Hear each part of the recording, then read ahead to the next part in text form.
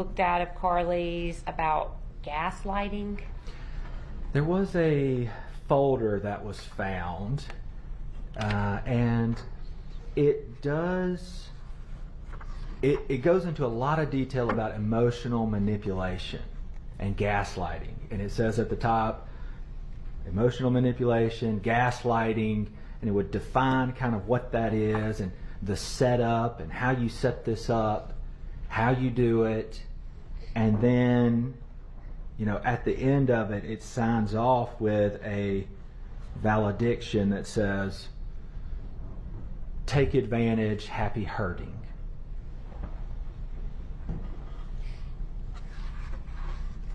There were also, I guess, what had been labeled as a dream journal. Do you remember looking through anything where she described some of her dreams? I do remember one of her writings where she talks about her dreams and kind of leaves the reader with like a cliffhanger of, I had something along the lines, I'm paraphrasing, of, I had a really good dream last night. I hope I have another one tonight. Should I write my dreams down? In other words, to like share them. Indiana father has been left devastated after his partner and 3 young daughters were found dead. Jonathan Newell broke down in tears as he spoke of his partner Rebecca Hughes and their daughters Evelyn, 8, Allison, 6, and Amelia, 5, who were found dead in their home. While it is unclear how the tragedy unfolded, Newell wrote in a GoFundMe for funeral costs, "These kids deserve so much more than I can provide for their burials. Rebecca, their mom, took them with her when she passed. Police say there is no further threat to the public." This is Yo Quiero Agua, one of the creepiest execution videos in the world, explained. The video that I'm about to explain is about 30 seconds long, and it's the creepiest and one of the most disturbing videos out there. And whatever you do, don't go searching for it. The video begins with a suspected cartel member with his face completely flayed and skinned, and he is still alive. Now, you don't see this happening, but you do see the aftermath. All of the skin on his face has been completely removed. Nothing that resembles facial features are there anymore. No skin, no lips, no eyelids, absolutely nothing. This video almost doesn't look real, but it has been confirmed to be 100% real. It almost looks like and feels like an 80s slasher film. Throughout the video, it's just his captors mocking him and having a good time enjoying the pain they inflicted on him. They ask him questions throughout the video like, "Do you want water?" which the victim replies, "Yo quiero agua," which means "I want water." The captors continue to just mock and mess with the victim throughout the whole video. It also looks like they skinned some of his chest off too, which I can't even imagine the pain. Now, the video is gory and hard to watch, but that's not really what makes this video disturbing. The video is just honestly extremely creepy. For example, how the guy looks after his face was skinned. The best way I could describe it is that his face was stuck in a constant grin, but he has no face. It's almost like they cut off his face in a way to make him smile permanently. I don't know, it's hard to explain, but it's an extremely messed up visual. Also, the way the victim sounds while he's talking to his captors is also extremely disturbing. His voice is just so raspy and it almost sounds demonic and not human at all. Now, we all know the video Funky Town, and people who saw Funky Town compare this video to it all the time. Now, it's not Funky Town disturbing, but it is extremely disturbing.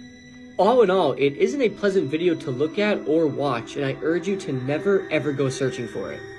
But it exploded, and they were both found dead. She must have been out of her head.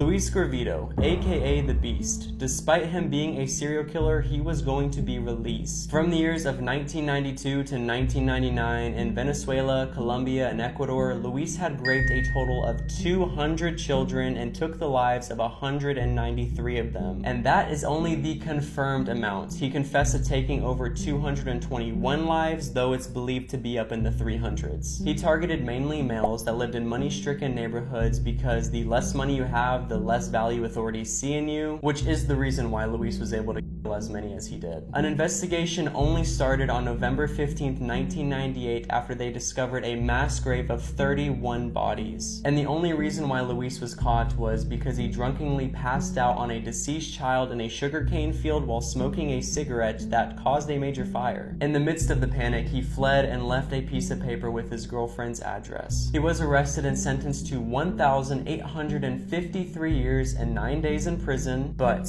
Luis was going to be released in 2023 because Colombia has a law that no one is allowed to serve more than 40 years in prison no matter how bad the crime is. Right before he was released, he passed away in October of 2023. This is one of those cases that doesn't sit right with me. This is Dorothy Jane Scott. She was murdered in the 1980s, and for years the killer tormented her family with phantom phone calls.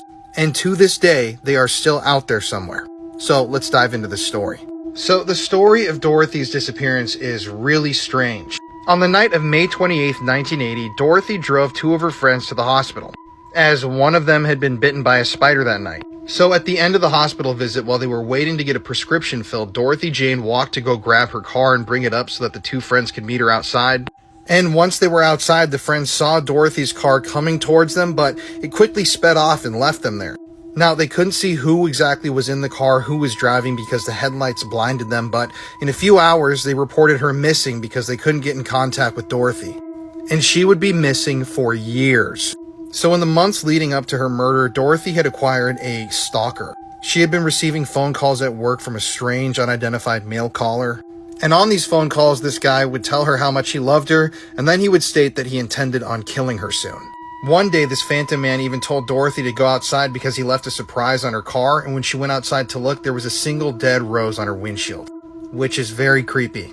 On one of these particularly gruesome phone calls, the caller even stated that he planned on abducting Dorothy and chopping her up into little bits so that no one would ever find her. So these phone calls obviously terrified Dorothy, and in the week leading up to her disappearance, she started taking karate lessons. Okay, so let's flash back to the night that Dorothy disappeared. Remember, her friends were waiting for her outside of the hospital when they saw her car speed by them, but they couldn't see who was inside the vehicle. At around 4:30 a.m. that morning, 5 hours or so after they saw her car speeding away, the car was found abandoned in an alleyway 10 miles from the hospital, and it was on fire, which torched all evidence that could have been in the vehicle. So Dorothy would be missing for years, 4 years in fact. But it only took 1 week after her disappearance for the killer to start calling her own parents. So about every Wednesday afternoon for a period after Dorothy went missing, this caller would call her parents and say the strangest things. He would tell them things like, "I have her." He would also claim that he was the one who killed Dorothy. He was basically tormenting her parents and saying that he knows exactly where she is and what had happened, but he was never going to tell them. Now, 4 years later, this was going on for 4 years, in April of 1984, this caller once again called Dorothy's family, but instead of her mom picking up the phone that night, her dad did. And after her dad picked up the phone calls completely stopped. That is, until a few months later. Now, in August of 1984, a construction worker would come across a set of bones that belonged to a human and a dog. And those bones were eventually revealed to be those of Dorothy's. And immediately after her remains were found, the caller once again began to call her parents. This time, the police installed a recorder that bugged the family's phones. They were trying to get this guy's voice on recording and trace the phone calls, but the calls were never long enough for them to trace, and they still had no idea who this guy was. To this day, authorities still don't know how Dorothy died. And even though the phone calls eventually stopped, the killer's never been brought to justice. Now, the only suspect that's ever emerged in this case still doesn't have a name. It's the same guy that called, obviously, Dorothy's family, but it was a man who called a local newspaper just a few days after Dorothy went missing. And on this phone call, this guy said that he loved Dorothy, she had been cheating on him, and that he was the one who killed her. So that means that to this day, this killer is probably still out there somewhere, and they've never been brought to justice. This crime occurred over 40 years ago. There are no leads, and I don't think that this is a case that will ever be solved. If this killer dies, I'm sure that they're going to take this secret to the grave with them. Brother, you fucking mad. Brother, what's he doing? What's he doing? I wasn't in the fucking shop. Fuck off. You dickhead, I wasn't in the shop. Move, man. You fucking dumb. Should've got your fucking Look, put it on camera. What we're supposed to happen tonight. So hopefully Nothing will go wrong. Everything will go smoothly, and we can get our first. Brian and Tori wanted to make their own real-life Scream movie and wanted to document their plans to help future criminals as well. For you future serial killers watching this tape, I don't know what to say. It's good luck with that. Yeah. Good luck. Hopefully we don't have to go through 8 or 9 failures like we have. Yeah. We probably tried maybe 10 times, but they've never been home alone, so. Or when they have, their parents show up. As long as we're patient, you know, and we were patient, never getting paid off, because I missed them home alone. So we got our plan all worked out now, so. I'm sorry. I'm sorry Cassie's family, but she had to be number one. We have to stick with the plan. And she's perfect, so she's gonna. Did you know that one of the most gruesome serial killers' preserved head is on display? Peter Curtin was born in Germany in 1883 to an impoverished and abusive household. He claims that he began killing at the age of 9 and eventually became known as the Dusseldorf Vampire for drinking the blood of his victims. He surrendered to police in 1931 and was convicted of 9 murders, although he confessed to many more. He was executed by guillotine on July 2nd, 1931. Today, his severed head can be found preserved at Ripley's Believe It or Not in Wisconsin Dells. Lacey Ellen Fletcher was left by her parents to melt on a couch for 12 years. On January 3, 2022, police were called by Lacey's parents in their Louisiana home reporting that their disabled daughter wasn't breathing. Cops found Lacey's body on a couch weighing just 98 pounds with a huge crater-like hole in the couch, filled with urine and feces. The local medical examiner describing her as having melted into the couch. She had maggots all over her body, severe ulcers, bacterial infections, and COVID. 36-year-old Lacey died after 12 years of agonizing abuse by her 2 parents, Sheila and Clay Fletcher. Lacey suffered from locked-in syndrome, a rare neurological disorder characterized by complete paralysis of muscles, except for the eyes. Her parents, who are out on bond, are expected to be tried later this year and have maintained their innocence, claiming Lacey refused to leave the living room. Can you explain why she was on that couch for 12 years? You have nothing to say.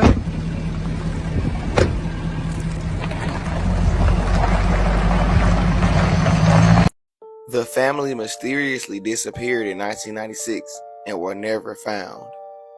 What's up, my urban crimers? I got a good mystery for y'all tonight.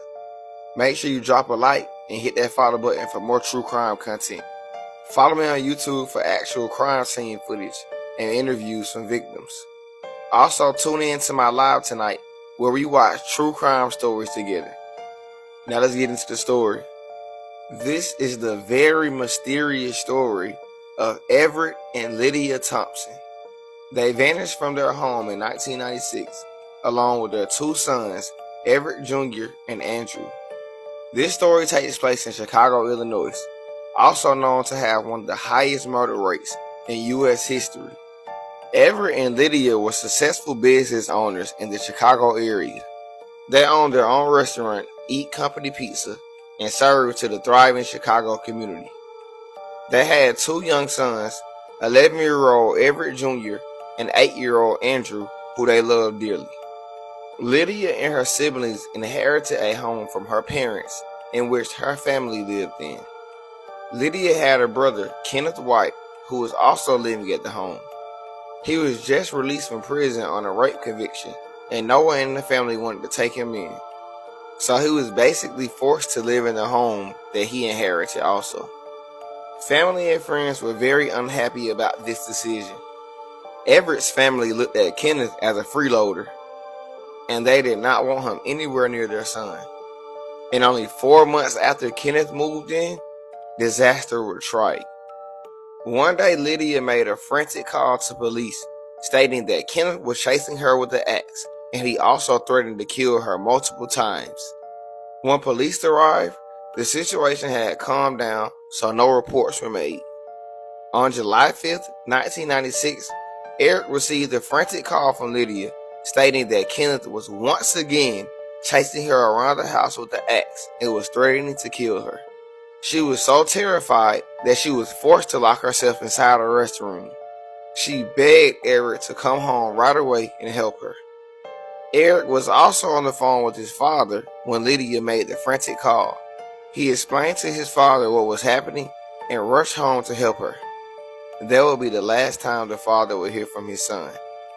2 hours later, Kenneth arrives at the family restaurant. He is also driving the company van that Everett usually drives.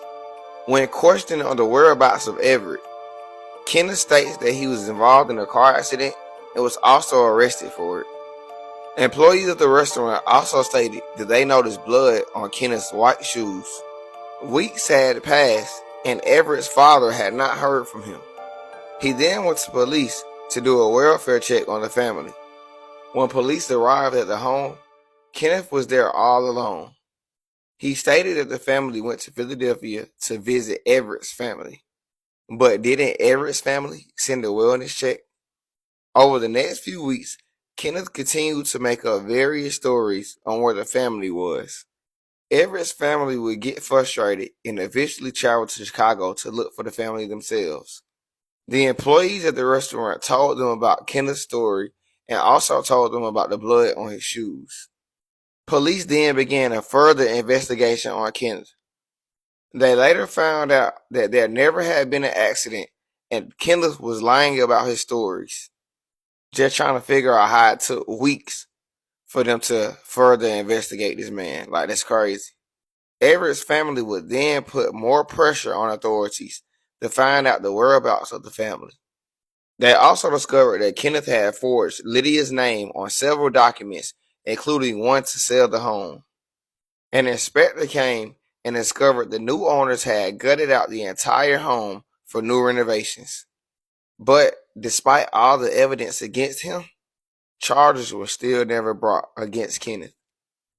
He moved to Shirley and Gary, Indiana in July of 1997, just a year after the family's disappearance, and continued with his normal life.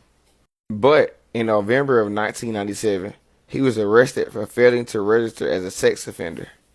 He was released, but then arrested again a month later for forging Lydia's signature on a $13,000 check.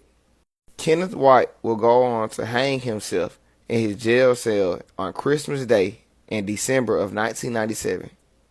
He had no motive and did not leave a note. It's still unknown what happened to the Thompson family, and they have never been found. Leave your thoughts in the comments.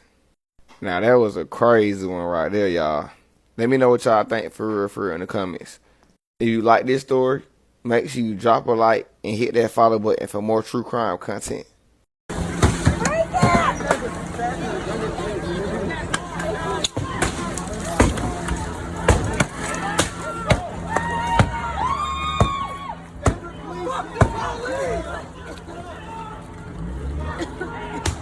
Someone recently asked me what the strangest thing I've seen in a police file is, and I think I have an answer. It's this trash can. Let me explain. So this trash can was found in Joan Rish's house in 1961, immediately after she went missing. Her young daughter had gone to a neighbor's house and told the neighbor that mommy is missing and there's red paint all over the kitchen. And when the police got there, they saw that the red all over the kitchen was blood. But there were also a few really weird details like this trash can, so the police had no idea what had happened to Joan. So first and foremost is the fact that this trash can is just in the middle of the kitchen. Normally it was under the sink, but here it is just in the middle of the kitchen for no reason. And then the contents of the trash made no sense. So here is the phone receiver, which has been ripped from the wall. You can see in this photo here that the phone is still on the wall, but just the mouthpiece was ripped off and then moved across the kitchen and neatly placed on the trash. And on the phone was a fingerprint they could never identify. People hypothesized that maybe someone was there, and when Joan went to call for help, they ripped the mouthpiece off. Then there was this beer. So Joan's husband was out of town when this happened, but when he came back, he said that no one in the house drank Miller High Lifes. He didn't drink it, Joan didn't drink it, the trash had been taken out since the last time people were over, but yet there's Miller High Life next to the trash. Joan disappeared that day and was never seen again, and these two little pieces right here are some of the only evidence that someone else may have been in the house. They don't know if she ran away on her own, if she was taken, or what. But the whole story is really wild, and I tell it all tonight on the episode. Also, merch goes live when the episode drops.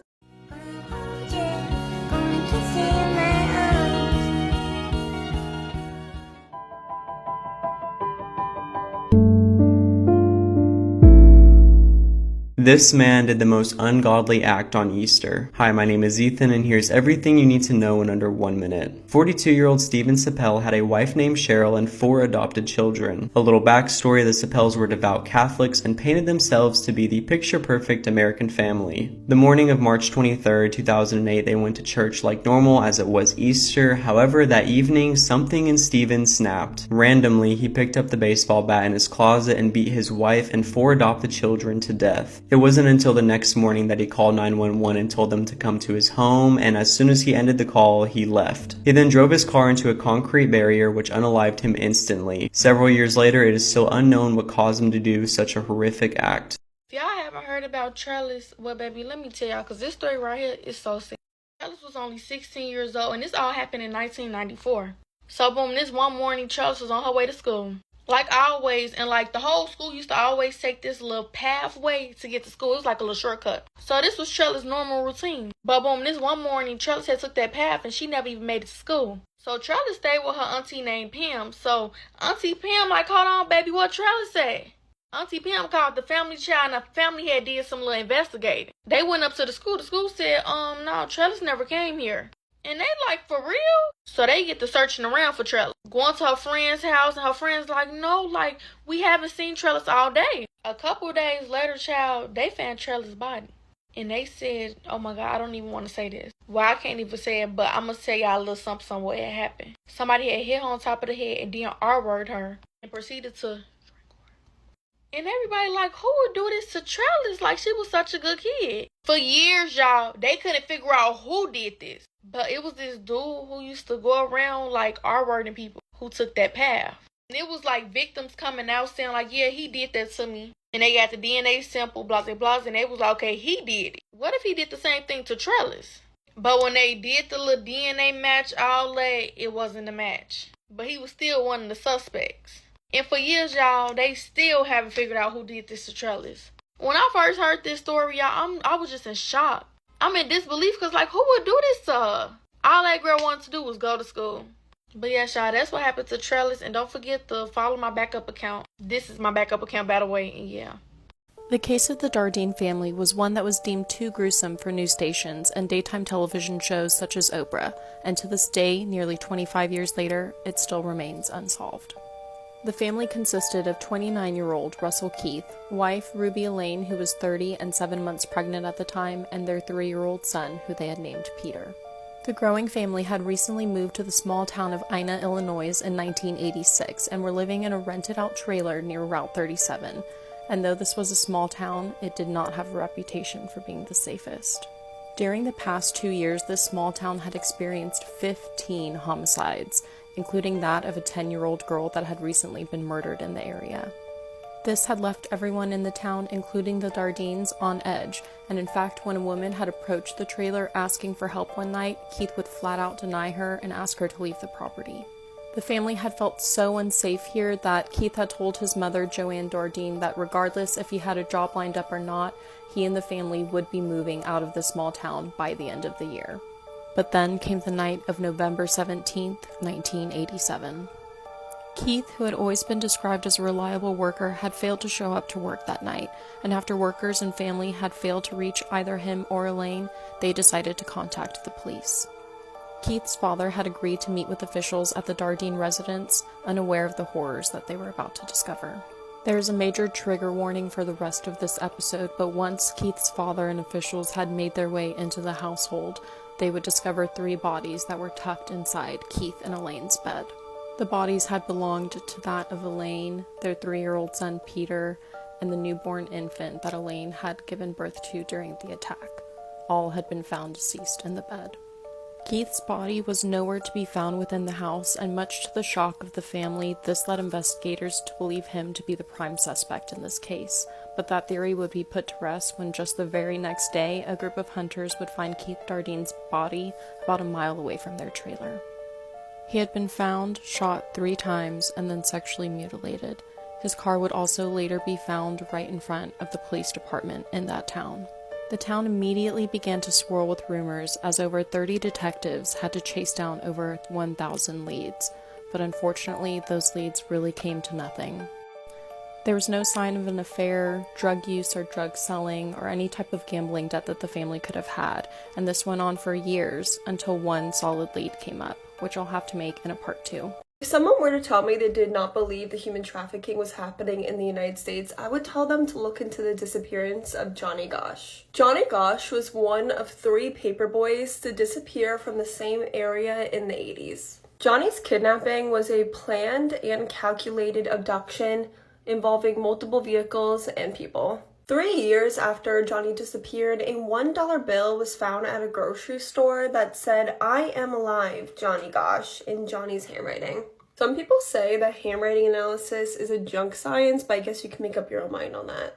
A few years after that, Johnny's parents received a typed letter from him. In the letter, Johnny claimed that he was kidnapped, his name and appearance were changed, and he was being forced to do terrible things. Because of an unusual way that Johnny used to sign his letters, as well as other details not yet given to the public, his parents and investigators do believe that this letter was from Johnny. In 1991, convicted child P. Paul Bonacci claimed that he was in the car that kidnapped Johnny. Paul claims that he was also a victim of the same child essay ring and was forced to help kidnap other children. Because Paul had a lot of details about Johnny that the public was not aware of, his mother does believe his story, but he was discredited because he had DID. The child essay ring was busted from the same area that Johnny went missing. Over 100 kids were saved, but unfortunately Johnny was not found. Years later, while under oath, Johnny's mother, Noreen, said that she had actually seen Johnny after he was kidnapped. 15 years after Johnny went missing, her mother says that him and another young man came to her home. And Noreen says that Johnny was in fact the victim of an essay ring. And that Johnny says that he could never come home because a lot of high up dangerous people could hurt him or his family. In 2006, Noreen was mailed a bunch of photos of young boys in dangerous positions. And in many of the photos was a boy that his parents believe is Johnny. My belief is that Johnny mailed his parents these photos as evidence, but others believe that these photos were sent to Noreen as a warning so she would stop talking in the media. I 100% believe that Johnny Gosch could still be out there, and if he was, he would be 54 years old. On the screen, I'm going to include Johnny's age progression photos as well as the age progression photos of the other 2 boys I think cases are also linked to Johnny's. Like always, I read all my comments, so please drop what you think happened to Johnny, if you think he'll ever come home, and any more case suggestions or opinions that you have.